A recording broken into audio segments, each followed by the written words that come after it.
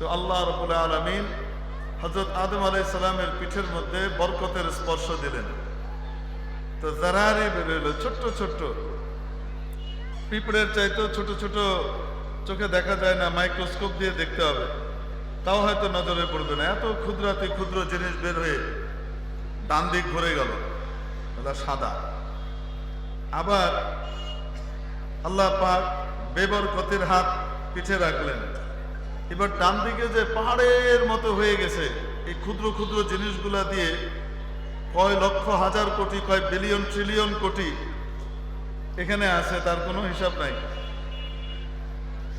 এবার বাম দিক যে ভরে গেল, তার চেয়ে বহুগুণ বেশি, আর এগুলা কালো কালো। আদম আলাইহিস সালাম জিজ্ঞেস করলেন, এগুলা কি আল্লাহ?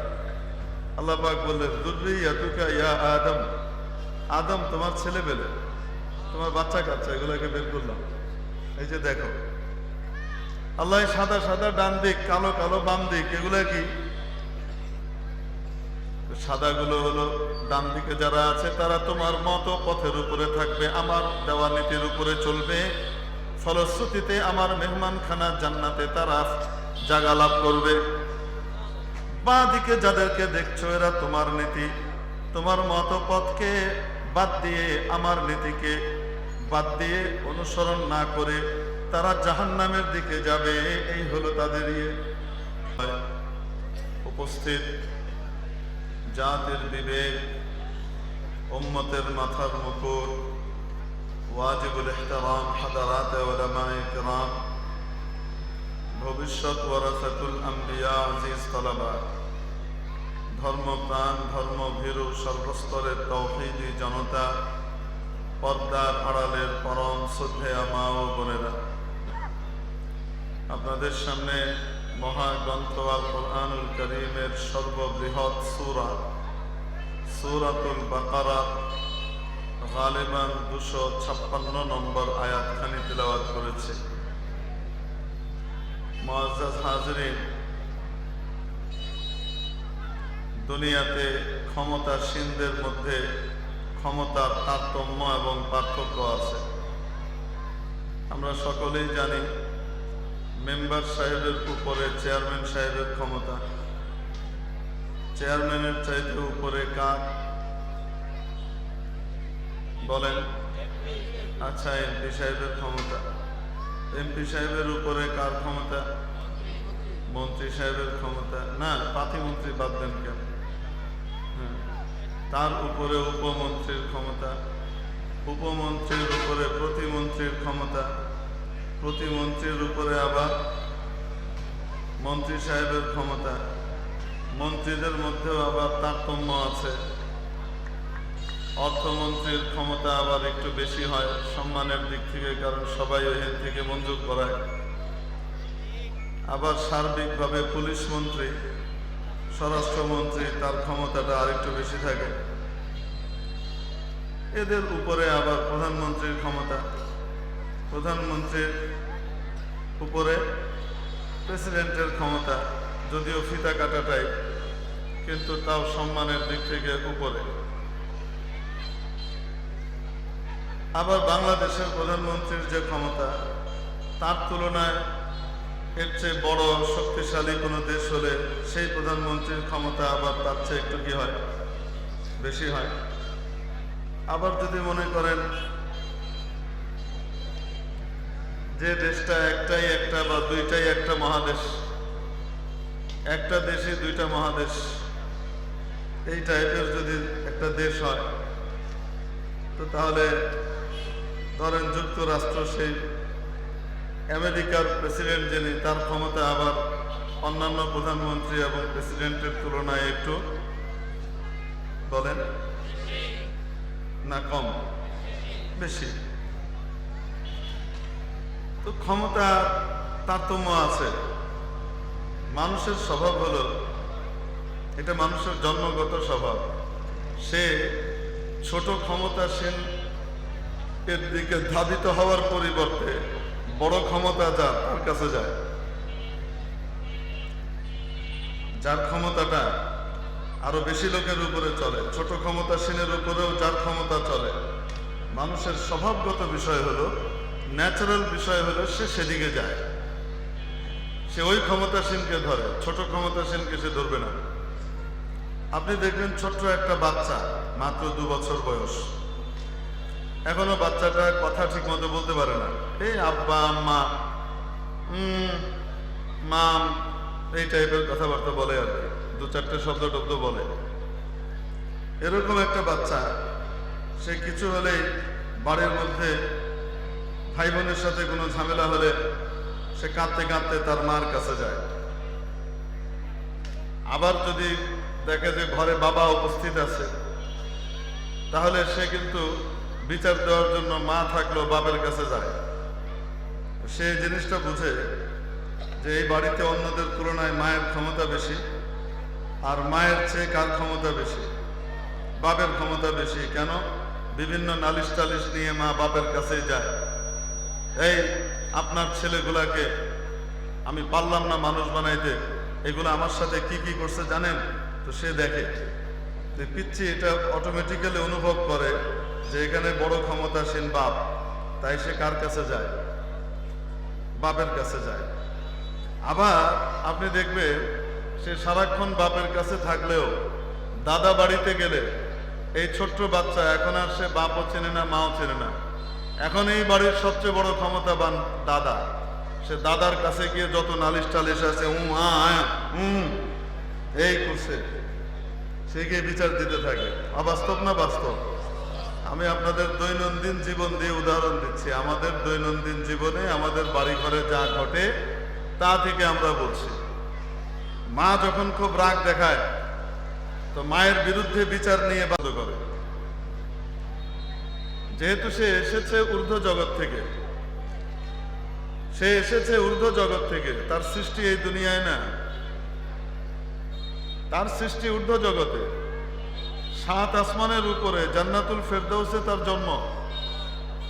হযরত আদম আলাইহিস সালামের পিঠে আল্লাহ তাবারাকা ওয়া তাআলা তার ডান হাত রাখলেন, অর্থাৎ বরকতের ছোঁয়া দিলেন। ডান হাত মানে আমাদের ডান হাত আর বাম হাত, আল্লাহর 2টা হাত, এরম না। হযরত জিবরাইলের যদি 600টা হাত থাকে, 600টা ডানা থাকে, আল্লাহ রাব্বুল আলামিন জিবরাইলের স্রষ্টার বুঝে 2টা হাত। কি বুঝলেন আপনারা? আল্লাহর হাত কেমন? যেমন তেমন, আমরা জানি না কেমন। আল্লাহ যেমন আছেন তেমন। তো আল্লাহ রাব্বুল আলামিন হযরত আদম আলাইহিস সালামের পিঠের মধ্যে বরকতের স্পর্শ দিলেন। তো জারারি বের হলো, ছোট্ট ছোট্ট, পিঁপড়ের চাইতেও ছোট ছোট, চোখে দেখা যায় না, মাইক্রোস্কোপ দিয়ে দেখতে হবে, তাও হয়তো নজরে পড়বে না। এত ক্ষুদ্রাতি ক্ষুদ্র জিনিস বের হয়ে ডান দিক ঘুরে গেল, এটা সাদা। আবার আল্লাহ পাক বেবরকতের হাত পিঠে রাখলেন। এবার ডান দিকে যে পাহাড়ের মতো হয়ে গেছে, এই ক্ষুদ্র ক্ষুদ্র জিনিসগুলা দিয়ে কয় লক্ষ হাজার কোটি, কয় বিলিয়ন ট্রিলিয়ন কোটি এখানে আছে, তার কোনো হিসাব নাই। এবার বাম দিক যে ভরে গেল তার চেয়ে বহুগুণ বেশি, আর এগুলা কালো কালো। আদম আলাইহিস সালাম জিজ্ঞেস করলেন, এগুলা কি আল্লাহ? আল্লাহ পাক বললেন, যুররিয়াতুকা ইয়া আদম, আদম তোমার ছেলে পেলে, তোমার বাচ্চা কাচ্চা, এগুলাকে বের করলাম। এই যে দেখো, আল্লাহ সাদা সাদা ডান দিক, কালো কালো বাম দিক, এগুলা কি? সাদাগুলো হলো ডান দিকে যারা আছে তারা তোমার মতো পথের উপরে থাকবে, আমার দেওয়া নীতির উপরে চলবে, ফলশ্রুতিতে আমার মেহমানখানা জান্নাতে তারা জায়গা লাভ করবে। বাঁ দিকে যাদেরকে দেখছো এরা তোমার নীতি, তোমার মতো পথকে বাদ দিয়ে, আমার নীতিকে বাদ দিয়ে অনুসরণ না করে তারা জাহান্নামের দিকে যাবে। এই হলো তাদের ইয়ে। তো জান্নাতের চেয়ে জাহান্নামের সংখ্যা কম না বেশি? আসতে বলেন, অনেক বেশি। এখন আমাদের জন্ম কোথায়? আরে 7 আসমানের উপরে জান্নাতুল ফেরদাউসে, ওইখানে জন্ম আমাদের। ওখান থেকে আল্লাহ পাক পাঠাইলেন রূহ জগতে, আলামুল আরওয়াহে। রূহ জগৎ থেকে আল্লাহ পাক পাঠাইলেন উদর জগতে। যখন মায়ের পেটে আমি আপনি যাওয়ার পরে 4 মাস পুরা হয়, 120 দিন পুরা হয়, হাদিস শরীফের বাণী, আল্লাহ রাব্বুল আলামিন তখন তার মধ্যে রূহ সঞ্চার করেন, রূহ পাঠান, অর্থাৎ আসল মানুষটাকে পাঠান। এরপরে এই আসল মানুষটা তার বাহ্যিক আকৃতি নিয়ে দুনিয়াতে আসে। তারপরে আবার দুনিয়ার ভিসা যখন শেষ হয় তখন তার শরীরের খোলসটা পড়ে থাকে, আর আসল মানুষ ভিন্ন জগতে পাড়ি জমায়, ইন্তেকাল করে, অন্য জগতে চলে যায়। এজন্য মানুষের স্বভাব, যেহেতু উপর থেকে সে এসেছে, তাই তার ন্যাচারাল স্বভাব হলো সে নিচে থাকতে চায় না। কোন দিকে যেতে চায়? খালি উপরের দিকে যেতে চায়। যদি বিশ্বাস না হয়, 1-1.5 মাসের একটা বাচ্চা বা 2 সপ্তাহের একটা বাচ্চাকে আপনি কোলে নেন, কোলে নিয়ে তাকে আপনি কাছে আনেন, সে পা দিয়ে আপনার শরীরে একটা জায়গায় ঠাঁই করতে চাইবে। আপনার বুকে যদি সে একটা পা রাখতে পারে, পরবর্তী পাটা নিচের দিকে দেয় না উপরের দিকে দেয়? আপনি যদি তার উপরের দিকের পাটায় ভর দিয়ে তাকে ওই বরাবর নিয়ে যান, এখন সে এখানে থাকবে না, এবার তাকে আবার প্রমোশন লাগবে, সে আবার কি করবে? উপরে পা দেবে। তো মানুষের ন্যাচারাল স্বভাব আর ফিতরত হলো উপরের দিকে যাওয়া। ঠিক তেমনি ভাবে মানুষের নেচার এবং স্বভাবগত বিষয় যেটা, সেটা হলো সে বড় ক্ষমতাসীনের দ্বারস্থ হয়, ছোট ক্ষমতাসীনের দিকে সে তাকায় না। তার নজর কোন দিকে থাকে? বড় ক্ষমতাসীনের দিকে থাকে। মেরে মুহতারাম দোস্ত, আজিজ ও বুজুর্গের জন্য আমার দেশের মানুষ দেশপ্রেম থাকা সত্ত্বেও আমেরিকার নাম শুনলে আলাদা একটা সমীহর ভাব নিয়ে এসে কথা বলে। একজন মানুষ আমেরিকায় থাকে, উনি এসেছেন। আরে ভাই, যিনি আমেরিকা থেকে এসেছেন, আমেরিকার মানুষ, তিনি তো এই দুনিয়ার সূর্যই তো কি করেন? ওখানকারই তো আলো নেন। এই জমিন থেকে যে খাবার টাবার উঠে সেগুলাই তো খায়। আসমান থেকে যে বৃষ্টি নাজিল হয়, সেই বৃষ্টির দ্বারা উৎপন্ন যে শস্য, সেগুলাই তো সে ভোগ করে, নাকি না? যে একই তো জিনিস। শুধু তাই না, বাংলাদেশের মানুষ তাদের চেয়ে ভিন্ন খাওয়া দাওয়া বা অন্যান্য দিক থেকে এরকম কিছু না। মানে বাংলাদেশের মানুষ যেমন রাতে ঘুমায়, ওই দেশের মানুষ রাতে ঘুমায় না, তারাও রাতেই ঘুমায়। বাংলাদেশের মানুষ যেমন দিনে চাকরি বাকরি কাজকর্ম করে, ওই দেশের মানুষ, আমেরিকার মানুষও তো তাদের ওইখানকার দিনের বেলায় কাজকর্ম করে স্বাভাবিকভাবে, ঠিক কি ঠিক না? অন্ধকার হলে তারাও ঘুমাতে যায়, অন্ধকার হলে আমার দেশের মানুষও ঘুমাইতে যায়। নাকি কোনো পার্থক্য আছে? কোনো পার্থক্য নাই। মানে একটু অন্যভাবে যদি বলি, হ্যাঁ, বাংলাদেশের মানুষ পেটে যখন চাপ পড়ে তখন কুইতে হাগে, আর ওই দেশের মানুষ এমনি এমনি হাগে, তাদের কুঁক মারে না, এরকম নাকি? ও যতই লাভ ফাল মারুক আর যতই ভাব দেখাক, সেও কিন্তু কুইতেই হাগে। অবাস্তব না বাস্তব? তো তাইলে ওইখান থেকে কেউ আসার পরে তাকে বিশেষ সম্মানের দৃষ্টিতে কেন দেখা হচ্ছে? বাবারে বাবা, পৃথিবীর সবচেয়ে বড় ক্ষমতাসীন দেশের মানুষ, বুঝেন নাই মনে হয়? এজন্য ভিসার জন্য এমন লাফাল মারতে থাকে ওই দেশে যে থাকা যায় কিনা কোনোভাবে। এদেশের দামি দামি সম্মানের চাকরি, দামি দামি সম্মানের কর্মক্ষেত্র ইত্যাদি সবকিছু বাদ দিয়ে ওই দেশে ডিশ ক্লিন করবার জন্য, পেট্রোল পাম্পে পেট্রোল ভরবার জন্য বড় বড় শিক্ষিত মানুষও যে কি করে, লাইন লাগায় প্রথমে, তারপরে চাকরি বাকরি হইলে ঠিকঠাক করে, ডিগ্রি টিগ্রি লাইন টাইন করে তারপরে কাজ করে।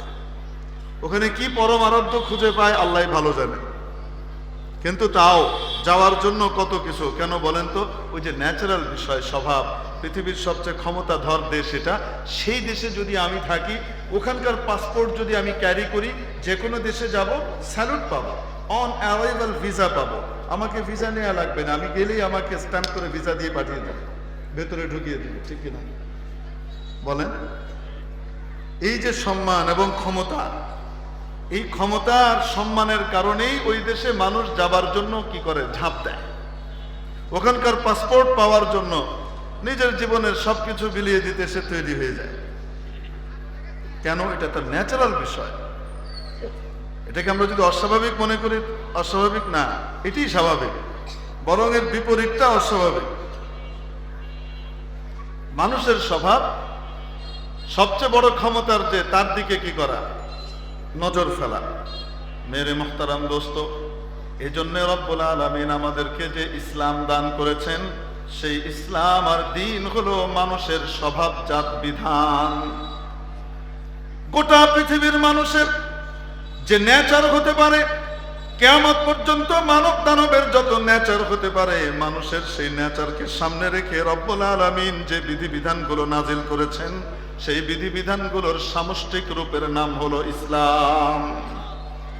এজন্য রব্বুল আলামিন নবী পাক সাল্লাল্লাহু আলাইহি ওয়াসাল্লামকে আদেশ করেন, ফাআকিম ওয়াজহাকা লিদ-দীনি হানিফা। ও নবী, আপনি ডান বামে না তাকিয়ে যে দ্বীন আমি নাজিল করেছি, যে শরিয়া আমি নাজিল করেছি, যে ধর্ম আমি নাজিল করেছি, যে আকীদা আমি নাজিল করেছি, সেই দ্বীনের উপরে আপনি অবিচল থাকেন, অটল থাকেন। ফাআকিম ওয়াজহাকা লিদ-দীনি হানিফা ফিতরাতাল্লাহ, এই ইত্তাবি ফিতরাতাল্লাহ, আল্লাহর দেওয়া নেচার এবং স্বভাবকে ফলো করেন। আল্লাতী ফাতারান নাস আলাইহা, যেই নেচার দিয়ে রব্বুল আলামিন মানব জাতিকে সৃষ্টি করেছেন, মাওলায়ে পাক যে নেচার আর স্বভাব দিয়ে মানব জাতিকে সৃষ্টি করেছেন, সেই ন্যাচারাল দ্বীনকে আপনি ফলো করেন। ইসলামের প্রতিটা বিধান মানুষের নেচার এবং স্বভাবের সাথে ওতপ্রোতভাবে জড়িত এবং সম্পৃক্ত। নেচারের বাইরে যখন কেউ দাবি করে, তার সেই দাবি পাগলামি মার্কা দাবি। নেচার কিন্তু চেঞ্জ হয় না। লা তাবদীলা লিখালকিল্লাহ, আল্লাহর সৃষ্টিতে মৌলিক কোনো পরিবর্তন নাই। বলেন তো দেখি, মাটির মধ্যে যখন বৃষ্টি হয়, তখন মাটির মধ্যে সঞ্জীবনী সুধা সঞ্চারিত হয়, এবং মাটির মধ্যে মৃত জমিনের মধ্যে, মুর্দা জমিনের মধ্যে উৎপন্ন করবার ক্ষমতা নতুন করে বৃদ্ধি পায়, ঠিক কিনা? শুকনো মাটির উপরে যখন আকাশ থেকে বৃষ্টি বর্ষিত হয়, তখন অটোমেটিক্যালি দেখবেন সেখানে উদ্ভিদের জন্ম হতে থাকে। অবাস্তব না বাস্তব? যেখানে বৃষ্টি হয় না, সেই জায়গাতে আপনি দেখবেন কোনো কিছু হয় না, কিছু কাটা মোটা হয়, কিন্তু কোনো ফসলি গাছ বা ফল টল এগুলা কি হবে না, উৎপন্ন হবে না। জমিন মাইয়িত, এই জমি আছে কিন্তু জমিটা মুর্দার মতো, এর ভিতরে রূহ এবং প্রাণের সঞ্চার ঘটে যখন আকাশ থেকে বাড়ি বর্ষিত হয়, ঠিক ঠিক না? নতুন করে তার ভিতরে চারা গাছ জন্মাতে থাকে। সুবহানাল্লাহ। এটা হলো পানির নেচার। আর আগুনের নেচার কি? সবকিছুকে বলেন জ্বালিয়ে পুড়িয়ে ভস্ম করে দেওয়া। এখন কেউ যদি বলে সম অধিকার হতে হবে আগুন আর পানির মধ্যে, সব সময় কেন শুধু পানির বৃষ্টি হবে? প্রত্যেকবার পানির বৃষ্টি হয়, অতএব সম অধিকার প্রতিষ্ঠা করতে হবে। বর্ষাকালে 1 মাস পানির বৃষ্টি হবে, আরেক মাস আগুনের বৃষ্টি হবে। এটা যদি কেউ দাবি করে, এই দাবিকারীকে আপনি কি বুদ্ধিমান বলবেন না পাগল বলবেন? বলেন কেন পাগল বলবেন? পাগল এজন্য বলবেন, সে যে দাবি করছে সেটা কি নেচার এবং প্রকৃতির সাথে সামঞ্জস্যপূর্ণ নাকি প্রকৃতি বিরুদ্ধ? যে প্রকৃতি আল্লাহ তৈরি করেছেন, সেই প্রকৃতির বাইরে তুমি কি করতে পারবা না, চাইলেই নিতে পারবা না। যদি নিতে যাও তাহলে উপকারের পরিবর্তে ধ্বংসযজ্ঞ নেমে আসবে। উপর থেকে পানি বর্ষিত হলে জমিনের মধ্যে প্রাণের সঞ্চার হয়, জমিন থেকে কত কিছু তৈরি হয়। আর এখন বলেন তো দেখি, আকাশ থেকে 1 মাস পানি বর্ষিত হয়েছে, তাই 1 মাস আগুন বর্ষিত হতে হবে, এই দাবি 1 মাস না। যদি 1 মিনিটও আগুন বর্ষিত হয়, 1 দিনও না, 1 ঘন্টাও না, কতটুক 1 মিনিটও যদি আগুনের বর্ষণ হতে থাকে, তো তাহলে বলেন তো দেখি দুনিয়াতে আমরা কেউ বাঁচবো না, সব পুড়িয়ে শেষ হয়ে যাব? প্রকৃতি বিরুদ্ধ, নেচার বিরুদ্ধ দাবি, এটা পাগলের দাবি। কিসের দাবি? রব্বুল আলামিন নারী এবং পুরুষকে তৈরি করেছেন নারীর নেচার আর স্বভাব একরকম দিয়েছেন, পুরুষের নেচার এবং স্বভাব আরেক রকম দিয়েছেন, ঠিক কিনা? পুরুষকে বানিয়েছেন বাহিরমুখী করে, নারীকে বানিয়েছেন ঘরমুখী করে। আল্লাহ রাব্বুল আলামিন যে নেচার আর স্বভাব দিয়েছেন, সেই স্বভাব হলো পুরুষের স্বভাব কোনমুখী, নারীর স্বভাব। কারণ নারীকে আল্লাহ মা বানিয়েছেন, মাদের স্বভাব হলো আগলে রাখা। কি করে রাখা? আগলে রাখা। এই স্বভাব তো চেঞ্জ করা যাবে না। আপনি দুটো বাচ্চাকে সামনে আনেন, একটা ছেলে বাবু একটা মেয়ে বাবু, দুজনের বয়সী মনে করেন 2 বছর, হাঁটতে চলতে পারে, দৌড়াইতে পারে, কথাবার্তা টুকটাক বলতে পারে। দুটো বাচ্চাকে নিয়ে আসেন, এখনো কিছু বুঝে তারা? কিছুই বুঝে না। আপনি দুটো বাচ্চার হাতে বল দেন, ছেলে বাবুটা কি করবে?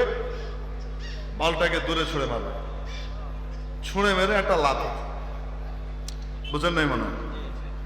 তার ভিতরে আল্লাহ রূঢ়তা রেখেছেন, তার ভিতরে আল্লাহ তাআলা কঠোরতা রেখেছেন। কেন? বাহিরের যে সমাজ, সেই সমাজ সামাল দিতে হলে শুধু নরম হলে হবে না, কিছু কাঠিন্য এবং গরমেরও দরকার আছে। তাকে নরম গরম সব বিষয়ে অভ্যস্ত হতে হবে। এই জন্য তার ভিতরে রূঢ়তা আছে, সে দূরে সরাতে পারে, মা পারে না। সন্তান যতই এই করুক না কেন, উল্টা পাল্টা করুক, বাপ কি বলে? এরম ছেলের আমার দরকার নেই, গাঁট ধরে বের করে দে, বাড়িতে যেন ঢুকতে না পারে, খবরদার, এই বাড়িতে জায়গা নেই, বাপ বের করে দেয়। আর রাতের বেলায় বাপ যখন ঘুমায় যায়, মা আস্তে দরজা খুলে বাইরে থেকে নিয়ে আসে, শীতে দেয়, এদিকে ভিতরে শো। সকালবেলায় ফজরের আগে আবার উঠায়, বাপ ওঠার আগেই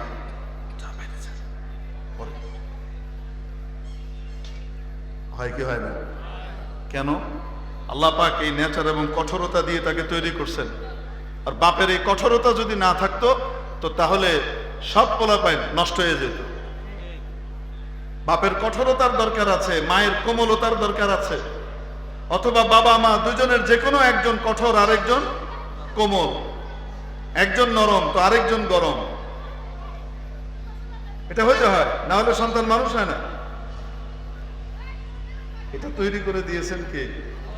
আল্লাহ পাক। সাধারণত আপনি দেখবেন বাচ্চা, আপনি বল দিয়েছেন ছেলেটা নিয়েই ঠ্যাং দিয়ে লাথি, সে বল দূরে মারবে। আর মেয়েটার হাতে বল দিয়েছেন, সে বলটাকে নিয়রণ করবে, কোলে নিয়ে ঘুরে বেড়াইতেছে। অবাস্তব না বাস্তব? কেন? এটা তার নেচার। আল্লাহ তাকে মাতৃত্বের গুণ দিয়ে তৈরি করেছেন। অতএব সে পড়ে যাওয়া জিনিসকে উঠিয়ে কি করবে? আগলে রাখবে, মমতায় ঢেকে রাখবে। এটা তার স্বভাব। এই স্বভাব চাইলেই চেঞ্জ করা যাবে না। এই জন্য যে ট্রান্সজেন্ডারের নামে যে পাগলামির উদ্ভাবন গত বছর চলতেছিল, আমাদের দেশে আগমনের খুব চেষ্টা করতেছিল, এটা হলো নিতান্তই একটা পাগলামি মার্কা কথা। এটা পাগলের দাবি। এই টাইপের পাগলের দাবিদার লোকদেরকে পাবনায় পাঠানো দরকার, কারণ ওখানে পাগল পাচ্ছে না ওরা। বুঝেন নাই মনে হয়? আর যে পাগলকে দেখতে পাগল মনে হয় না, খুব শান্তশিষ্ট স্বাভাবিক, কিন্তু পাগল, এটা হলো পাগলা গারদের যারা দায়িত্বশীল, তাদের দৃষ্টিতে এ হলো ভয়ঙ্কর রকমের পাগল। কারণ কখন সে হত্যা করে ফেলবে কাউকে টের পাবে না, ধরাই যাবে না। সুশীল পাগল। এরকম যে সমস্ত সুশীলরা পুরুষকে নারী বানানো এবং নারীকে পুরুষ বানানো, এই ধরনের কথাবার্তাকে সমর্থন দেয়, এরা নেচারের বিরোধিতা করার কারণে বুঝতে হবে এরা হলো ওই প্রকৃতির মানুষ যারা পানির বর্ষণের পরিবর্তে বলে যে একদিন আগুন বর্ষণ হলে অসুবিধা কি, হতেই তো পারে। এরা হলো ওই টাইপের পাগল। তো নেচার আর স্বভাব কি চেঞ্জ করা যায়? বলেন। আর স্বভাব স্বভাবের জায়গায় থাকে। একবারের ঘটনা, এক দেশের রাজা আর মন্ত্রী দুজনের মধ্যে একটি বিষয়ে অমত দেখা দিল, দ্বিমত দেখা দিল। কি বিষয়ে? রাজার বক্তব্য হলো ট্রেনিং দিলে, ট্রেনিং হলো মূল জিনিস। ট্রেনিং দিলে যে কোনো পশু, যে কোনো পাখি, যে কোনো মানুষকে পরিবর্তন করে ফেলা যায়। কি দিলে? ট্রেনিং দিলে। মন্ত্রীর বক্তব্য হলো, না মহারাজ, ট্রেনিং দিলে যে পরিবর্তনটা হবে সেটা বাহ্যিক পরিবর্তন হতে পারে, কিছুটা পরিবর্তন হবে, কোনো সন্দেহ নাই, কিন্তু মৌলিক বিষয়ে স্বভাব কখনো তার পরিবর্তন হবে না। স্বভাব যেটা সেটা থাকবে, ওটা নষ্ট হয় না। মন্ত্রী আর রাজার ভিতরে দুটো মত তৈরি হলো। রাজার মত হলো ট্রেনিং এবং প্রশিক্ষণ এটাই মূল, এটাই প্রভাব বিস্তার করে।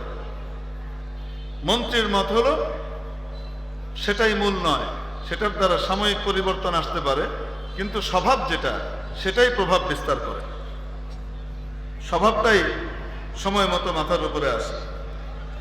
মন্ত্রীকে শিক্ষা দেবার জন্য রাজা মশাই করলেন কি, বেশ কিছু বিড়ালের বাচ্চা একদম ছোটবেলায় ওই বিড়ালের বাচ্চাদেরকে আলাদা করলেন। কি করলেন? একদম পেট থেকে বেরোয়েছে, চোখও ফুটে না, এরম এরম করে, ম্যাও ঠিক মতো করতে পারে না, এই টাইপের। এবং তার মা ইন্দুরের দেখাই পায়নি, এরকম দুধ টুধ দিয়ে খাওয়ায় দাওয়ায় তার মাকে। তো যখন বাচ্চাটা মোটামুটি চোখ ফুটেছে আর দুধ টুধ খেয়ে মোটামুটি হাঁটতে টাঁটতে পারে, রাজা করলেন কি, এই 100টা বিড়ালের বাচ্চা একসাথে করলেন। একসাথে করে তাদেরকে ট্রেনিং দেওয়ালেন বিশেষ ট্রেনার দিয়ে। কি, যে তারা এরকম মোমবাতি হাতে নিয়ে দাঁড়িয়ে থাকে, মানে পিছনের 2 পায়ে ভর দিয়ে সামনের 2 পা দিয়ে কি করে, এভাবে মোমবাতি ধরে রাখে। এটা ছোটবেলা থেকে তাদেরকে ট্রেনিং দেওয়া হয়েছে। এবার বুঝেন কি পরিমাণ ট্রেনিং দেওয়া হয়েছে। পোষা বিড়াল জীবনে কোনোদিন তারা ইঁদুর কি জিনিস দেখেও নাই, জীবনে ছুঁচো দেখেই নাই, এমন পরিবেশে তাদেরকে বড় করা হয়েছে। তারা এভাবে দাঁড়িয়ে থাকে। এইবার রাজা মন্ত্রীকে তাক লাগিয়ে দিলেন। এই বিড়ালগুলো এখন বড় হয়েছে, বড় হওয়ার পরে তাদের শক্তি বেড়েছে, এবং তাদেরকে ইশারা দিলেই তারা মোমবাতি নিয়ে এভাবে কি করে, দাঁড়িয়ে যায়।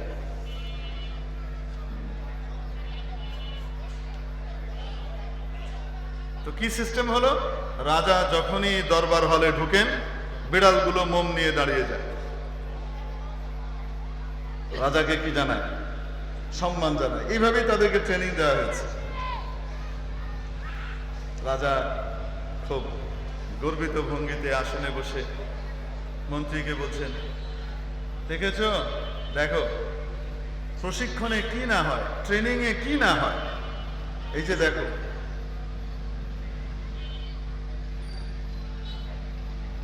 মন্ত্রীর সামনে রাজা প্রমাণ করে দিলেন যে বিড়ালের স্বভাবকে কি করে দেওয়া হয়েছে, চেঞ্জ করে দেওয়া হয়েছে। এখন বিড়াল মানুষের মতো রাজাকে সম্মান জানায়, মোমবাতি ধরে এভাবে সম্মান জানায়। মন্ত্রী কিছু বলেননি। তো রাজাকে লক্ষ্য করে মন্ত্রী বললেন, মহারাজ এ কি একদিনই এরকম নাকি প্রত্যেক দিনই? না না না, ডেইলি ওরা আমাদেরকে সম্মান দেবে। আমি যখনই ঢুকবো তারা দাঁড়িয়ে যাবে এবং দাঁড়িয়ে থাকবে ততক্ষণ আমি ইশারা না দিই। এটা তাদের ট্রেনিং।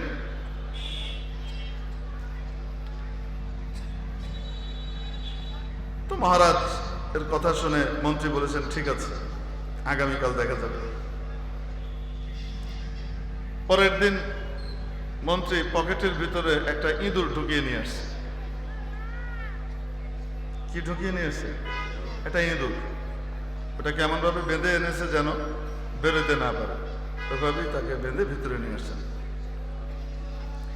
যখন দরবার চালু হয়েছে, সব দাঁড়িয়ে আছে। কারা? টমরা সব দাঁড়িয়ে আছে, না সমস্ত টম দাঁড়িয়ে আছে, বিড়ালরা সব দাঁড়িয়ে আছে। রাজার সেই গর্বিত হাসি। মন্ত্রী আসতে পকেট থেকে ইঁদুরটা বের করে সামনের যে খালি জায়গা ওখানে এর উপরে ছেড়ে দিয়েছে। ইঁদুর দেখার সাথে সাথে কিসের মোমবাতি কিসের কি সব ফালাইয়া লাভ দিয়ে আসছে। মন্ত্রী বললেন, মহারাজ এবার কার জয় হলো বলেন? প্রশিক্ষণ টিকবে না যদি স্বভাব নষ্ট হয়। এজন্য রব্বুল আলামিন প্রত্যেক মানুষকে যখন তৈরি করেন তখন সত্যিকারের ইসলামী স্বভাবের উপর তৈরি করেন। মানুষের নেচার হলো আল্লাহওয়ালা হওয়া, মানুষের নেচার হলো আল্লাহর সাথে সম্পর্ক গড়া, এটাই তার নেচার। রব্বুল আলামিন নবীজির মাধ্যমে জানিয়েছেন, কুল্লু মাউলুদিন ইউলাদু আলাল ফিতরাহ, প্রত্যেক নবজাতক তৈরি হয়, জন্মগ্রহণ করে ইসলামী স্বভাবের উপর। ফাআবাওয়াহ, তার বাবা মা, দ্যাটস মিন তার সোসাইটি, ইউহাউবিদানিহি আও ইউনাসসিরানিহি আও ইউমাজ্জিসানিহি, তার বাবা মা পরবর্তীতে তার নেচারকে নষ্ট করে নেচার বহির্ভূত ভাবে তাকে ইহুদি বানায়, খ্রিস্টান বানায়, অথবা অগ্নি পূজক বানায়, মূর্তি পূজক বানায়, নাস্তিক বানায়। তার সমাজ, তার পরিবেশ তাকে নষ্ট করে। নতুবা প্রত্যেক বাচ্চা ইসলামী স্বভাবের উপর জন্মগ্রহণ করে। তার ওই স্বভাব অনুযায়ী আল্লাহ যে বিধান দান করেছেন সেই বিধানের নাম হলো ইসলাম। এজন্য বললাম, মানুষের যে স্বভাব, সেই স্বভাব হলো নিচের দিকে যাওয়া না উপরের দিকে যাওয়া। আসতে বলেন, নিচের দিকে যাওয়া না উপরের দিকে যাওয়া, উপরের দিকে যাওয়া। নারী আর পুরুষকে আল্লাহ ভিন্ন ভিন্ন স্বভাব দিয়েছেন। কিছু নেচার, কিছু স্বভাব কমন, কিছু স্বভাব ভিন্ন। মাতৃত্ব এবং পিতৃত্ব দুটোর নেচার এবং স্বভাবের ভিতরে কি আছে? ভিন্নতা আছে। আছে না নাই? আছে। আল্লাহ পাক এভাবে তৈরি করেছেন। নারী আর পুরুষের রুচি প্রকৃতিও মাওলা ভিন্ন বানিয়েছেন। পুরুষ যখন ছোটবেলায় থাকে, নারী পুরুষ উভয়ই চিকন গলায় কথা বলে। যখন পুরুষ সাবালক হয়, রাতারাতি তার গলাটা হয়ে যায়। বরদোস্তি পাদশাহ ওয়াবার আওয়াজে খুশ কো দোকান এতমাদ না তোয়া কর। শেখ সাদির বাণী कि आ बख्याले मुबद्दल शवद व ई बखाबे मुतगय्यिर गर्दद। রাজা বাদশার বন্ধুত্ব আর ছোট বাচ্চার সুরেলা আওয়াজ, সুরেলা স্বর, চিকন স্বর, এ দুটোর উপর ভরসা করা যায় না। কেন? রাজা বাদশার বন্ধুত্ব খামখেয়ালির সাথে পরিবর্তন হয়ে যায়। আজকে খুব কাছে, কালকে দূরে সরিয়ে দিবে, তার কিছুই লাগবে না। খেয়ালের উপরে নির্ভর করে। এজন্য বাংলায় একটা কথা আছে, বড়র পিরিতি বালির বাঁধ। বড়র পিরিতি বালির বাঁধ। তার রুচি অনুযায়ী যখন ইচ্ছা তখন সে চেঞ্জ করে ফেলবে, কিছুই বলার নেই, মুখ ফিরিয়ে নেবে। এই জন্য এটার উপর আস্থা রাখা যায় না। আর ছোট্ট বাচ্চার সুরেলা আওয়াজ, এটার উপরেও খুব নির্ভর করা যায় না। কেন? বখাবে মুতাগাইয়ির গারদাদ। শেখ সাদি বলেন, সাবালক হওয়ার সময় এক রাতে স্বপ্ন একটা দেখবে, তারপরে দিন থেকে সকালবেলায় করে কথা বলবে। অবাস্তব না বাস্তব? এটাই নেচার। মেয়ে আর ছেলের ভিতরে বাইগিন পার্থক্য। একটা বাচ্চা, ছেলে বাচ্চা যখন সাবালক হয়, দিন দিন তার স্বর মোটা হতে থাকে। সে যখন সাবালিকা হয়, দিন দিন তার স্বর আরো চিকন হতে থাকে। অবাস্তব না বাস্তব? তাহলে পার্থক্য নাই মনে হয়? না, আছে। অতএব দুইটাকে এক পাল্লায় সব দিক থেকে একই রকম মাপা, এটা বুদ্ধিমানের কথা নাকি পাগলের কথা? প্রত্যেকের জন্য ভিন্ন ভিন্ন পরিবেশ প্রযোজ্য, প্রত্যেকের জন্য ভিন্ন ভিন্ন জিনিস প্রযোজ্য। দুইজনেরটা একরকম হয় না। এজন্য উভয়ের রুচি, প্রকৃতি, স্বভাবের সাথে মিল রেখে রব্বুল আলামিন তাদের কল্যাণের বিধান কোরআনে কারীম এবং নবীর সুন্নাহ নাযিল করে দিয়েছেন। কোরআন সুন্নাহর বিধান, এটি হলো মানুষের স্বভাবজাত বিধান। এজন্য রব্বুল আলামিন বলেন, ফিতরাতাল্লাহ আল্লাতী ফাতারান নাস আলাইহা। আল্লাহর দেওয়া ফিতরত স্বভাব, যে স্বভাব দিয়ে আল্লাহ মানুষকে তৈরি করেছেন, সেই স্বভাবের অনুসরণ করেন। লা তাবদীলা লিখালকিল্লাহ, আল্লাহর মৌলিক সৃষ্টিতে মৌলিক কোনো পরিবর্তন করা যায় না, চাইলেও করা সম্ভব না, চাইলেও করা সম্ভব না। হড়বড় টাইপের হবে, করতে গেলে হড়বড় টাইপের হবে। পাজেরোর চাক্কা যে লাগাই দিবেন কোথায়? বেবি ট্যাক্সির ভিতরে। পাজেরোর চাকা বেবি ট্যাক্সিতে লাগাইতে গেলে বেবি ট্যাক্সির রূহ জান থাকবে? এখন না কেন? নিশান পেট্রোলের এরকম বড় চাকা, এই চাকা খুব দামি চাকা। অতএব এটা এখন কি করতে হবে? পাজেরোকে যেমন এত বড় চাকা দেওয়া হয়েছে, অতএব সম অধিকারের ভিত্তিতে বেবি ট্যাক্সিকেও সিএনজিকেও সেই চাকা দেওয়া উচিত। বৈষম্য মুক্ত জীবন। বুঝেন নাই মনে হয়? এখন এই চাকা যদি কোথায় লাগানো হয়? বেবি ট্যাক্সিতে লাগানো হয়, লাগবে। আর জোর জার করে অপারেশন করে বেটারে বেটি বানাবো, বেটিরে বেটা বানাবো, অপারেশন করে যদি কি করতে হয়? লাগাইতে যায়, তাহলে বলেন তো দেখি বেবি ট্যাক্সির শরীর থাকবে? তো অর্ধেক কেটে ফেলতে হবে। ঠিক কি ঠিক না? তো এরকমই ট্রান্সজেন্ডারের দাবি, এটা হলো পাগলের দাবি। কিসের দাবি? বেবি ট্যাক্সির চাকা পাজেরোতে লাগানো, আর পাজেরোর চাকা বেবি ট্যাক্সিতে লাগানোর শামিল। আল্লাহ পাক আমাদেরকে বুঝবার তৌফিক দান করেন। এজন্য আমরা সব সময় বলি, আমরা নারীর অধিকার প্রতিষ্ঠায় বিশ্বাসী, তবে সম অধিকার নয়, ন্যায্য অধিকার। সম অধিকার নয়, কোন অধিকার? ন্যায্য অধিকার। আরে ইসলাম তো নারীকে অধিকার বেশি দিয়েছে, দায়িত্ব কম দিয়েছে। পুরুষকে অধিকার কম দিয়েছে, দায়িত্ব বেশি দিয়েছে। পুরুষের দায়িত্ব বেশি, অধিকার। নারীর দায়িত্ব কম, অধিকার। অধিকার আর দায়িত্ব এই দুটার ভিতরে যদি গুলিয়ে ফেলে তখনই ঝামেলা হয়। ঝামেলাটা কখন হয়? যখন অধিকার আর দায়িত্বের ভিতরে গোজামিল লাগায়। বলবো নাকি? একটু উদাহরণ দিব। জি, দেখেন, একজন পুরুষকে দায়িত্ব দেয়া হয়েছে, সে যখন সাবালক হয় তার ভরণ পোষণের দায়িত্ব তার নিজের। একজন পুরুষ যখন সাবালক হয় তার ভরণ পোষণের দায়িত্ব কার? তার নিজের। এখন আর তার বাবার দায়িত্ব না, এখন আর অন্য কারো দায়িত্ব না, এখন তার দায়িত্ব। যদি তার বাবা মা তাকে দেয়, এটা ইহসান, এটা দয়া, এটা বাবা মার পক্ষ থেকে মায়ার বহিঃপ্রকাশ, কিন্তু দায়িত্ব না বাবা মার। একজন পুরুষ সাবালক হয়েছে, তার নিজের দায়িত্ব তার। যদি তার মা থাকে, তার বাবা নাই, মা আছে, তার মায়ের দায়িত্ব তার। তার বোন আছে, বোনের বিয়ে হয় নাই, বোনের বাবা নাই, বোনের দায়িত্ব তার। যদি সে বিয়ে করে, বউয়ের দায়িত্ব তার। ওই বউ থেকে যে সমস্ত আওলাদ ফরজন দুনিয়াতে আসবে, সাবালক সাবালিকা হওয়ার আগ পর্যন্ত ওই বাচ্চাগুলার দায়িত্ব তার।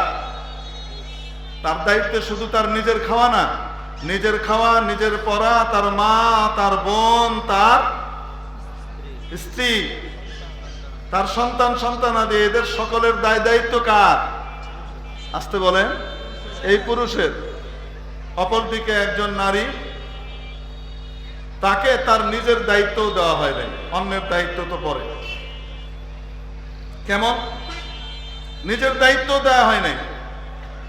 একজন নারীকে তার দায়িত্ব যখন সে ছোট, তার বাবা।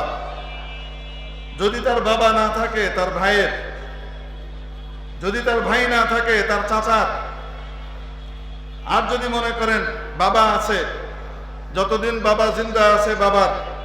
মেয়েটার যখন বিয়ে হয়ে যায়, বিয়ে হওয়ার সাথে সাথে তার যাবতীয় দায়িত্ব, তার লিপস্টিক, স্নো পাউডার সবকিছু সহ, আইলাইনার, মাস্কারা থেকে শুরু করে যা যা আছে, এই সবকিছু তাকে সরবরাহ করার দায়িত্ব কার? তার স্বামীর। স্বামী যদি দুনিয়া থেকে চলে যায়, তাহলে তার ছেলের। বুঝেন নাই মনে হয়? এই সব দায়িত্ব কে দিয়ে দিয়েছে? এবং তার পরবর্তীতে এখন কেউ যদি বলে, হুজুর, একজন নারীর তার স্বামীও নাই, তার ভাইও নাই, তার ছেলেও নাই, তার কেউই নাই, তার দায়িত্ব কার? নবীজি সাল্লাল্লাহু আলাইহি ওয়াসাল্লাম আল্লাহর পক্ষ থেকে ঘোষণা করে দিয়েছেন, আস-সুলতানু ওয়ালিয়্যুন লিমান লা ওয়ালিয়্যা লাহ। যার কোনো দায়িত্ব নেওয়ার কেউ নাই, রাষ্ট্রপ্রধান তার দায়িত্বশীল, রাষ্ট্র তার যাবতীয় প্রয়োজন পুরো করার দায়িত্ব নেবে। সুবহানাল্লাহ বলেন না? ইসলামের সমস্যার সমাধান আছে না নাই? কোন জায়গাতে ইসলামকে আপনি আটকাইতে পারবেন না, কারণ ইসলাম কমপ্লিট কোড অফ লাইফ, পরিপূর্ণ জীবন বিধান। কোন এক অংশের ফাঁক ফোকরও ইসলাম বাকি রাখে নাই। সুবহানাল্লাহ, সুবহানাল্লাহ সব বাইতে রয়েছে কয় না। এদেশের এলাকার মানুষ সব জমিদার, তো টাকাওয়ালা, ইট ভাটা জমি মানে বাপে দিয়ে গেছে আল্লাহর রহমতে, বিশাল জমিদার মানুষ। আমি কেলে গেছে সুবহানাল্লাহ। আর জান্নাতের জমির মালিকানার ভিতরে গাছ লাগানো লাগবে কি লাগবে না? দুনিয়াতে জমিদার বানাইছে, আল্লাহ আখিরাতেও জমিদার হওয়ার দরকার আছে না নাই? এজন্য সুবহানাল্লাহ কম বলবো না বেশি বলবো? জমিদারদের যদি জান্নাতে গাছ লাগানো লাগে, আমগর যাদের জমি জমা কম তাদের জান্নাতে গাছ লাগানোর জন্য আরেকটু বেশি পাওয়া দরকার কিনা? সুবহানাল্লাহ, মাশাআল্লাহ। বলার সাথে সাথে জান্নাতে একটা গাছ লেগে গেছে। তো বলছিলাম, আপনার মনে হয় বিরক্ত হচ্ছে, হুজুর কোন সুর দেন না, সার দেন না, প্যাঁ করেন না, পু করেন না, কে লেগে আপনারা আনছে হুজুরের বিদেশে? কথাও ঠিক মতো বুঝি টুঝি না, কি কর না কর।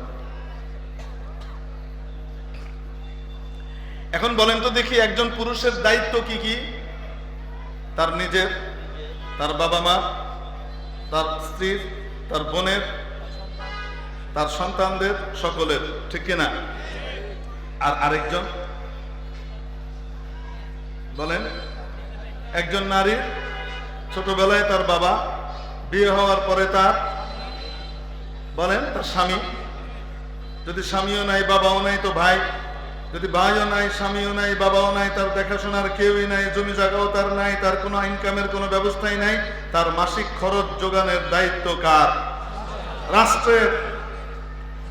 এজন্যই তো এই চোরের দল ইসলামী রাষ্ট্র ব্যবস্থা পছন্দ করে না, কারণ ইসলামী রাষ্ট্র ব্যবস্থা আসলে জনগণের সম্পদ যথাযথভাবে প্রত্যেক প্রয়োজন যার তার কাছে বিতরণ করা হবে, ঠিক কিনা? কেউ খাবে আর কেউ খাবে না, তা হবে না, তা হবে না। আমরা বলি কার্ল মার্কস বলেছেন, মিথ্যা কথা। কার্ল মার্কস চুরি করে বলেছে। কার কথা থেকে বলেছে? নবীজির কথা থেকে চুরি করেছে। চুরি করেও সুন্দর করে বলতে পারে নাই। নবীজি বলেছেন, বলবো নাকি? লাইসাল মুসলিমু মান শাবিআ ওয়া জারুহু জা'i'। ওই ব্যক্তি প্রকৃত মুসলমান হতে পারে না যে পেট ভরে খায় আর তার প্রতিবেশী ক্ষুধার্ত থাকে। প্রতিবেশীর খোঁজ খবর রাখা, তার খাবারের ব্যবস্থা করা প্রতিবেশীর দায়িত্ব। সুবহানাল্লাহ বলেন না? তাহলে বলেন তো দেখি, ইসলাম কি বললো? কেউ খাবে আর কেউ খাবে না, তা হবে না, তা হবে না। স্লোগান মার্কা কথা নয়, এমন সুন্দর ভাবে তাকে উৎসাহিত করা হয়েছে, এমন ভাবে তাকে উদ্বুদ্ধ করা হয়েছে, তুমি যদি প্রকৃত মুসলমান হতে চাও তাহলে অবশ্যই তোমার প্রতিবেশীর খাবার দাবারের দিকে নজর দাও, তার চলাফেরার দিকে নজর দাও, তার প্রয়োজনগুলোর দিকে খেয়াল রাখো। যদি আজকে বাংলার মানুষ প্রত্যেকেই তার প্রতিবেশীর খোঁজ খবর নিত, বলেন দেখি একজন লোক বাংলাদেশে না খেয়ে থাকতো না, ঠিক কিনা? একজন মানুষও চিকিৎসার অভাবে কষ্ট পেত না, একজন মানুষও রোগ শোকের ভিতরে পড়ে থেকে অচিকিৎসায় ধুকে ধুকে মারা যেত না। ইসলামী বিধান প্রত্যেকের জন্য সুন্দর সুষ্ঠু সমাধান এনে দেয়। পুঁজিবাদী সিস্টেম, সমাজবাদী সিস্টেম, এই সবগুলোই মানুষকে অসম্পূর্ণ অর্থ ব্যবস্থা দেয়, ঠিক কিনা? এজন্য দেখা যায় পুঁজিবাদী সিস্টেমে যখন কেউ আগায়, একজন ধনী থেকে আরো ধনী হয়, আঙুল ফুলে কলা গাছ হয়, আর গরিব থেকে আরো বেশি গরিব হয়, ঠিক কি ঠিক না? ইসলাম যদি থাকে, ইসলামী জীবন বিধান সকলের জন্য সমস্ত সমস্যার সমাধান করে দেয়। কাউকে আঙুল ফুলে কলা গাছ হওয়ার মতো সুযোগ দেয় না, আবার কাউকে একেবারে বঞ্চিত হয়ে কবরে যাবার ব্যবস্থাও করে না। আস-সুলতানু ওয়ালিয়্যু মান লা ওয়ালিয়্যা লাহ। যার দেখাশোনার খোঁজ খবর করার কেউ নাই, যে ব্যক্তি বৃদ্ধ হয়ে গেছে তার কোনো কিছুই নাই, তার দেখাশোনার কেউ নাই, রাষ্ট্র তার দায় দায়িত্ব নেবে, তাকে বৃদ্ধ ভাতা দেবে। আজকে ইউরোপ আমেরিকা ইসলামের বিধান নিয়ে চলে, আর মুসলমানের দেশগুলো এই বিধানকে মানে না।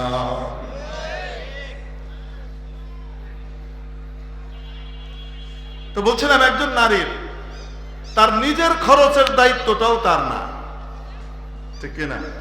তাহলে হিসাব কিতাব অনুযায়ী সম্পদটা মূলত দরকার কার?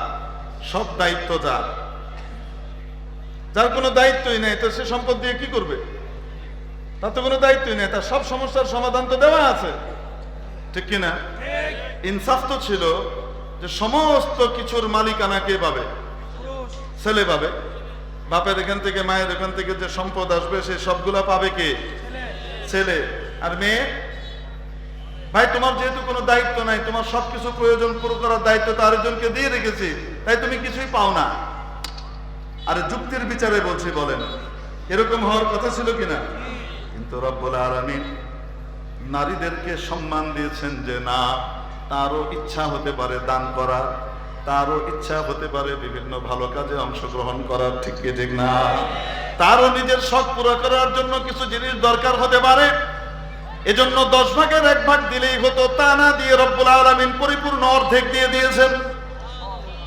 বলেন তো দেখি, নারীকে সম অধিকার দেওয়া হয়েছে না অগ্রাধিকার দেওয়া হয়েছে? কি দেওয়া হয়েছে? অগ্রাধিকার। ইসলাম তো দিল অগ্রাধিকার। আর সম অধিকারের ভিত্তিতে আমরা যেটা বলি এটা জুলুমের কথা বলি। এটা তো জুলুম। কার উপরে জুলুম? মেয়েটার উপরেও জুলুম, পুরুষটার উপরেও জুলুম, ছেলেটার উপরেও জুলুম। যাবতীয় দায় দায়িত্ব তার, সে শুধু খরচই করবে, কিন্তু আয়ের কোন রাস্তা ইসলাম তাকে দিয়ে দিচ্ছে না। এটা কখনো হয় নাকি? বুঝাতে পারি নাই মনে হয়। তো ইসলাম কি সম অধিকার দিয়েছে না অগ্রাধিকার দিয়েছে? নবীজিকে জিজ্ঞেস করলেন এক সাহাবী, ইয়া রাসূলুল্লাহ, আমার উপরে সবচেয়ে বড় দাবি আর হক কার? নবীজি বললেন, উম্মুক, তোমার মা।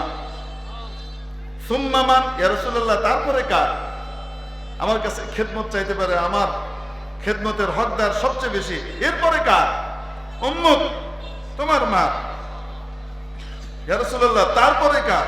তোমার মা। ইয়া রাসূলুল্লাহ, তারপরে কার? তোমার বাবা। এখন বলেন তো দেখে, ইসলাম দিয়েছে সমান দিয়েছে তো? কন্যা কেন? আরে ফার্স্ট সেকেন্ড থার্ড 3টা পুরস্কারই দিয়ে দিছে মেয়েকে, নারীকে। 3 পুরস্কারের পরে যে পুরস্কারটা হয় ওইটা কি পুরস্কার না সান্ত্বনা? কন্যাকে লেগে পুরুষে দিয়েছে সান্ত্বনা, আর নারীকে দিয়েছে কি? সবগুলা ফার্স্ট সেকেন্ড থার্ড। এখন যদি কয় যে আমরা সম অধিকার চাই, তাহলে বলেন তো দেখি, অগ্রাধিকারওয়ালা যদি দাবি করে সম অধিকার চাই, বুদ্ধিমান না পাগল? আল্লাহ বুঝবার তৌফিক দান করে না। আল্লাহ আমাদেরকে বুঝবার তৌফিক দান করেন। মানে মাঝে মাঝে যখন কিছু নারীবাদীকে দেখি, তাদের নাম হলো নারীবাদী, তাদের নাম কি?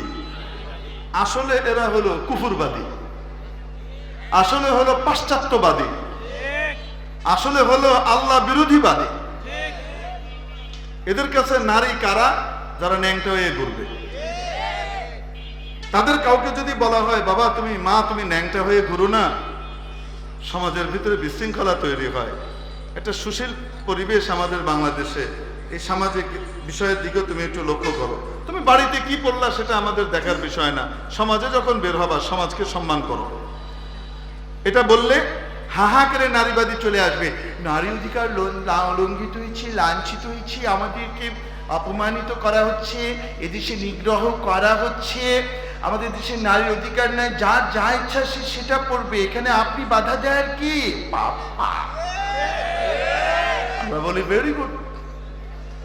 তোমার দাবিটা যদি এই পর্যায়ে হয়, তাহলে জাহাঙ্গীরনগর ইউনিভার্সিটিতে একজন সহকারী প্রক্টর, আমার এক মা, তিনি দায়িত্ব পালন করেছেন হিজাব পরে আর ক্ষমতায় যেতে আগ্রহী এরকম এক দলের সদস্য ওই নারীকে হেনস্থা করেছে, কটূক্তি করেছে, তার ব্যাপারে বাজে কথা বলেছে, তখন কোথায় নারীবাদীরা? যে যা ইচ্ছা সে সেটা পড়বে। তাই যদি হয় বিপ্লবের এই সরকারের আমলে কেন রাঙ্গামাটিতে আমার বোনকে পরীক্ষার হল থেকে নাজেহাল করে তাকে অপমান করে বের করা হলো নেকাব না খোলার কারণে? কোথায় নারীবাদীরা, কোথায়? তার মানে বোঝা গেল এদের দৃষ্টিতে নারীর ক্ষেত্রেও তারা বৈষম্য করে। পুরুষ নারীর বৈষম্য তো ভিন্ন জিনিস, তারা নারীর ভিতরেই বৈষম্য করে। এই সম বৈষম্যবাদী কথিত নারীবাদীদের আস্তানা এই বাংলায় থাকবে না। বলেন তো দেখি, এরা বৈষম্য মুক্ত কথা বললো না বৈষম্য?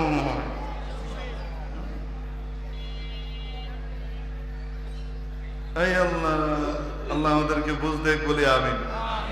মৌলবীরা এগুলি কয় বেলে মৌলবীরা খারাপ, মৌলবীরা হাসা কথা সত্য কথাটা কয় বেলে মৌলবীরা কি খারাপ। মৌলবীরা আজীবন ক্ষমতাসীনদের চোখে খারাপই থাকে, কন্যা জ্ঞান। যখন হামলিক ক্ষমতায় থাকে তাদের দৃষ্টিতেও খারাপ, যখন বিএনপি ক্ষমতায় আসে তাদের দৃষ্টিতেও খারাপ, যখন বৈপ্লবিক সরকার ক্ষমতায় আসে তাদের দৃষ্টিতেও খারাপ। সব সমস্যা নাকি শুধু মৌলানাদের, কারণ মৌলানারা সাদারে কালো খেতে পারে না, কালারে সাদা খেতে পারে না। ঠিক কি ঝামেলা হইলে আমি খুব মজা করে দেখি, বুঝলেন?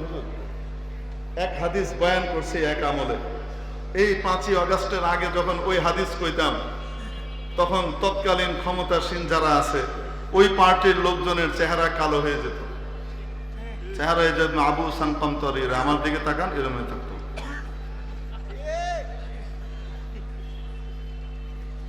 কি সব কথা শুরু করেছে, কোরআন হাদিসের কথা বলবে, রাজনীতির কথা বলছে। মানে কি হাদিস বলছি? সাবাতুন ইউদিল্লুহুমুল্লাহু ফি যিল্লিহি ইয়াওমা লা যিল্লা ইল্লা যিল্লুহু।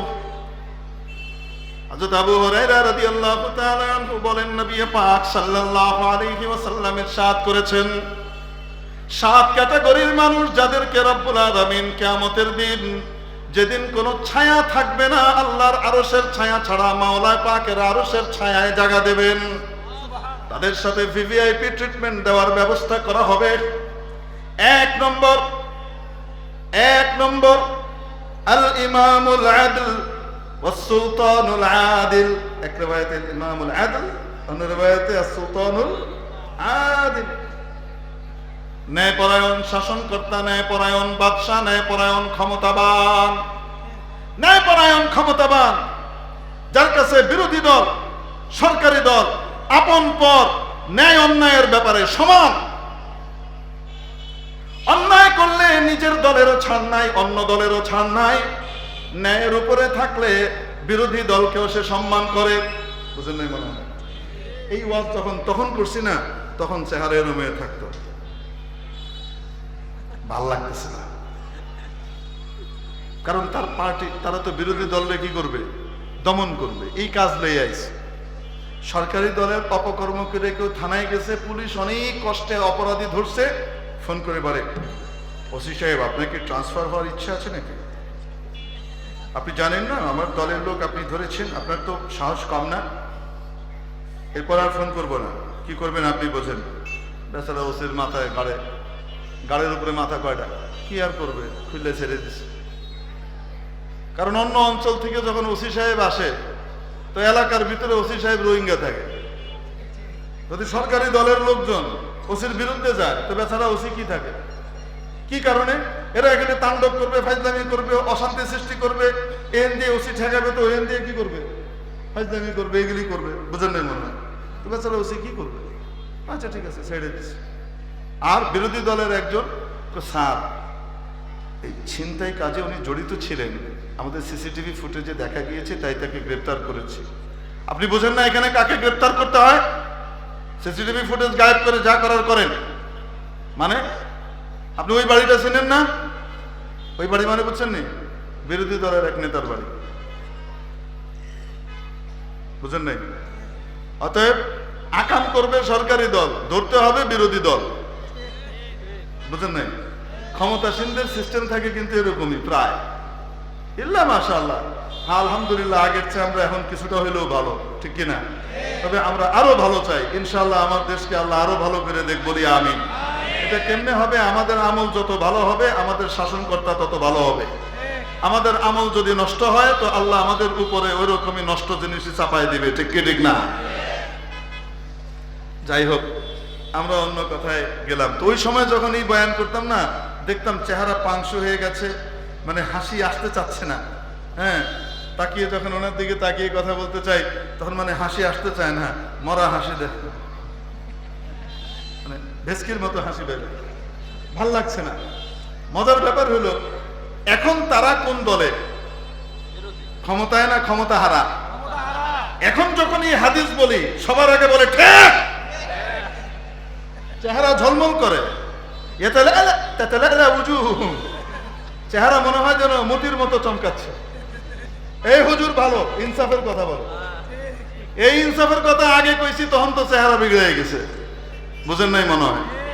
ঠিক মনে করেন ওই সময় এই বয়ান করলে যারা নাকি নারায়ে তাকবীর, আল্লাহু আকবার, হুজুর হুজুর জিন্দাবাদ, এই হুজুর ভালো, ইনসাফের কথা বলে, চাই ইনসাফের কথা কয়ে জেলে গেলে খোঁজ খবর নেওয়ার কেউ থাকে না। হুজুর তুমি এগিয়ে চলো, আমরা আছি তোমার পিছে। জেলে যাওয়ার পরে দেখা যায়, হুজুর তুমি এগিয়ে চলো, আমরা আছি সবার পিছে। ইল্লা মাশাআল্লাহ, এরকম কাহিনী হয়েছে না, হয় নাই? বলেন না কেন? ওই সময় যাদের চেহারা ঝলমল করতো, এখন যখন কই, তখন এখন দেখি যে তাদের চেহারা পাংশু হয়ে যায়। হুজুর মনে হয় পছন্দ করছে না আমাদের, হুজুর মনে হয়। এই জন্য আমরা মোল্লারা সব সময় কি থাকি, রাষ্ট্রের ক্ষমতায় যারা থাকে, এই ক্ষমতাসীনদের কাছে অপ্রিয়ই থাকে। কারণ ক্ষমতাসীন যারা থাকে, তারা সাধারণত সত্যিকারের সঠিক প্রিয় কাজটা করতে পারে না। কিছু কিছু অপ্রিয় কামও তারা করে। ওই অপ্রিয় কাম করলে হুজুররা যখন কয় এটা পচা কাজ, এই হুজুর ভালো না, হয় কি হয় না? কি করার আছে? কোন হুজুরের যদি কোনো কিছু না পায়, সমালোচনার কিছুই পাচ্ছে না, তো তাহলে কি বলবে জানেন? এই হুজুরের তো কোনো সমালোচক নাই, হুজুর খুব ভালো, মাশাআল্লাহ। হুজুর সবসময় পজিটিভ কথা বলে, কোনো নেগেটিভ কথা বলে না, শুধু নামাজ রোজা হজ যাকাতের কথা বলে, সবাই খালি জান্নাতই নেয়, জাহান্নামের কথা বলেই না। তারপরও এক পার্টি দাঁড়াবে, বেশি ভালো ভালো না, তখনও হুজুর ভালো না। কেন? দলিল কি? বেশি ভালো কি না? ভালো। দেন কি করবো? কপালে আমরা আইছি, মোল্লারা খালি মানুষের গালি শুনবো, এর লেগে আইছি। আর যে যেমনে পায় আমাদের মৌলবীদেরকে পিটায়, বদ্দিনরাও পিটায়, দাঁড়ি টুপিওয়ালারাও পিটায়। পিটায় না মানে সুযোগ পাইলে সবাই মিলে পিটায়। তবে আমাদের একটা জায়গা আছে, বলবো নাকি? একটা জায়গা আছে। কোন জায়গা? আরশের মালিক আল্লাহ নামে একজন আমাদের আছে। ওখানে সব কিছু ভিডিও হইতেছে, সব কিছু দেখতেছেন, সব কিছু রেকর্ডে থাকতেছে। কড়ায় গন্ডায় যে যা করবে তাকে বুঝিয়ে দেওয়া হবে। আমাদেরকেও ইনশাআল্লাহ আমাদের মুসলিম হওয়ার কারণে যা প্রাপ্য তা দিবে। যারা জালেম তাদেরকেও তাদের জুলুমের পাওনা কড়ায় গন্ডায় আল্লাহ বুঝাই দিবে। হুজুর আপনারা যদি উল্টাপাল্টা করেন, আমাদের উল্টাপাল্টা করলে আমাদের জন্য আল্লাহ আছে, আল্লাহর সাথে আলাদা কোনো খাতির নাই, আমগরেও ধরবে। আমাদের ভিতরে কেউ উল্টাপাল্টা করলে আলহামদুলিল্লাহ আমরা তাকে সেভ করি না, আমরা বলে দিই উনি এই কাজটা ঠিক করেন নাই। সে আমাদের যত প্রিয় মানুষ হোক, তার ব্যাপারে আমরা বলি কি বলি না? আমরা বলে দিই। এটা যখন বলি তখন আবার একদল বলে এই হুজুরদের ভিতরে মিল নাই, খালি এরা দলাদলি করে। বুঝেন নাই মনে? যদি আমরা আমাদেরকে উল্টাপাল্টা করলে, অন্যায় করলে তার ব্যাপারে বলি, তখন বলে হুজুরদের ভিতরে মিল নাই, খালি কি করে? দলাদলি করে। আর যদি তাকে আমরা ঢেকে রাখি, আমরা ঢাকি না কিন্তু আল্লাহর রহমতে বলে দিই, যদি তাকে আমরা সেভ না করে সেভ করি, ঢেকে রাখি, আর ওইটা না বলি, তো তাহলে তখন কি বলে জানেন? তখন বলে হুজুরের সব অপকর্মকে গিলে তাদের জন্য হালাল হয়ে গেছে। মানে কোনো ক্ষেত্রেই হুজুর বালা না। এই টাইপের এক দল আমার দেশে আছে না নাই? আরে শুধু এই দেশে না, এই যুগে না, নবীজির যুগেও ছিল, ঠিক কিনা? আবার কিছু মানুষ আছে, তারা যে কোনো পরিস্থিতিতে নবীর ওয়ারিসদের পাশে থাকে, নবীকে ভালোবাসে, নবীর ওয়ারিসদের সাথে তাদের মহব্বত থাকে, নবীর ওয়ারিসদের জন্য নিজের দিলটাকে কেটে বের করে দেয়। এমন মানুষও আছে না নয়? আমাদের দেশে আবু বকরের অনুসারীও আছে, আবু জেহেলের চেলা চামুন্ডও আছে। হাজার ওয়াজ করলেও কাজ হয় না, হাজার ওয়াজ করলেও মুরগি চোরা হেদায়েতের পথে আসতে চায় না, ঠিক কিনা?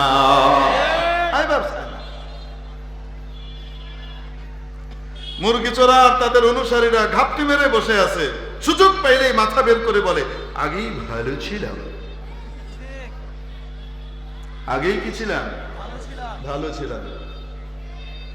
এজন্য এই মুরগি চোরাদের সুরে সুর মিলিয়ে যেন কথা না বলি, বললেই বুঝতে হবে এর হয়তো বুঝবুদ্ধি নাই, বিচার বুদ্ধির অভাব আছে, অথবা সে স্বৈরাচারের দালাল। আল্লাহ পাক সকল স্বৈরাচারের কবল থেকে এই দেশকে, এই জাতিকে, আমাদের সকলকে হেফাজত করুন বলি আমিন। মেরে মুহতারাম দোস্ত, বলছিলাম এই জন্য নারী পুরুষের মধ্যে রব্বুল আলামিন নারীকে দিলেন অগ্রাধিকার, পুরুষকে দিলেন তার চাইতে অধিকার কম। পুরুষকে অধিকার কম দিয়েছেন, নারীকে বেশি দিয়েছেন। নারীকে দায়িত্ব কম দিয়েছেন, পুরুষকে বেশি দিয়েছেন। এখন যদি কেউ বলে সম অধিকার চাই সর্বক্ষেত্রে, তাহলে বুঝতে হবে বুদ্ধিমান না পাগল, বোকা। এক লোকের ঘটনা শুনেছি, বলবো নাকি আপনাদেরকে? আচ্ছা বলেন তো দেখি, 4 আনা, 8 আনা, 12 আনা, 1 টাকা ছিল কিনা? 4 আনা মানে কয় পয়সা? 25 পয়সায় কয় আনা হয়? 4 আনা। 50 পয়সায় কয় আনা হয়? 8 আনা।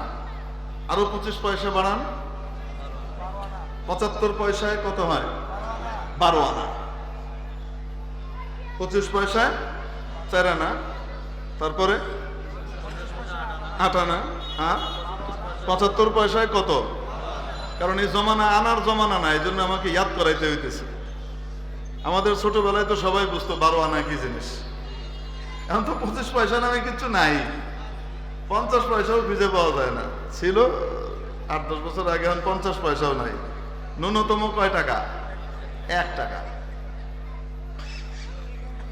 আমরা তো 5 পাইও দেখছি, 4 কোনা পরোটার মতো।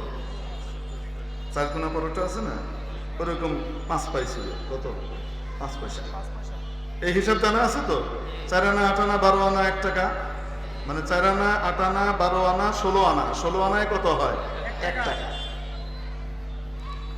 এখন এক রিক্সাওয়ালা সাথে একজন আরোহীর কথাবার্তা হচ্ছে, অমুক জায়গায় যাবা? জি স্যার যাবো। কত দিবেন?